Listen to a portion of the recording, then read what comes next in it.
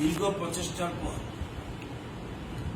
আমরা কলেজের অ্যাডমিশনের ক্ষেত্রে অনলাইন পোর্টালের আমরা ব্যবস্থা করেছি। আজকে এটা শুরুয়াত হলো। এই যে কিছুদিন আগে উচ্চ মাধ্যমিক পরীক্ষার রেজাল্ট হয়েছে, এবার যারা কলেজে ভর্তি হবে ডিগ্রি কলেজগুলিতে, সেগুলিতে সব কিছু অনলাইন, ঘরে বসে তারা অ্যাডমিশন ফর্ম ফিল আপ করতে, ছোট্ট জিনিস, নাম দেবে আর তার রেজিস্ট্রেশন নম্বর দেবে, আমরাই খুঁজে পাবো সে কত নম্বর পেয়েছে এবং কোন কলেজে কি সিট আছে সেটা খুঁজে বের করবে, অনলাইনের মধ্যে আছে।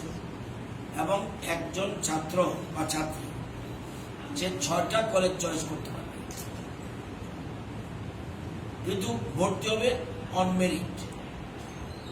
যার বেশি রেজাল্ট সে প্রথম প্রেফারেন্স পাবে, এরপরে ক্রমশ এটা যাবে এবং অনার্স কোর্স বা পাসপোর্ট যেটাই হবে সব অনলাইন হবে।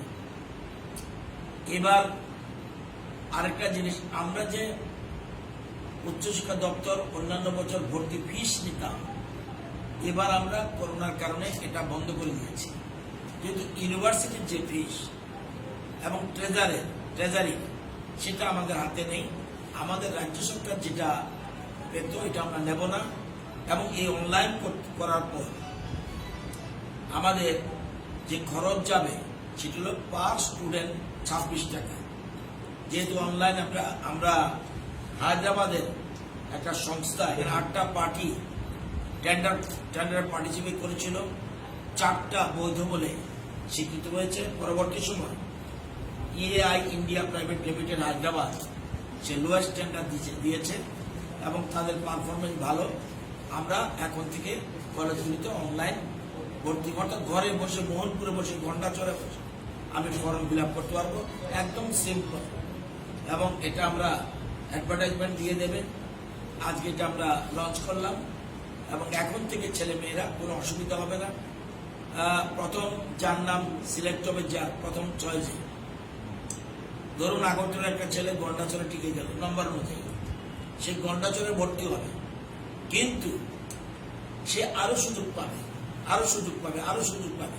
এরকম 3টা সুযোগের পরে আবার সে যদি দেখে যে আর একটু বেটার কলেজ, সেখানে সুযোগ পাবে, কিন্তু সেই জন্য তাকে আর আলাদা ফিস দিতে হবে না। অর্থাৎ সব অনলাইন।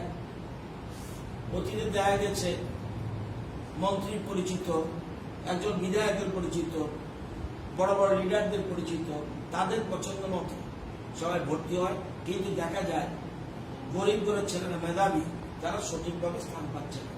এই জন্য সমস্ত কিছু আমাদের রাজ্য সরকার সবগুলোর মধ্যে ডিজিটালাইজেশন করার চেষ্টা করছি এবং এটা একটা পদক্ষেপ উচ্চ শিক্ষা ক্ষেত্রে আমরা ধীরে ধীরে সম্পৃক্ত করব।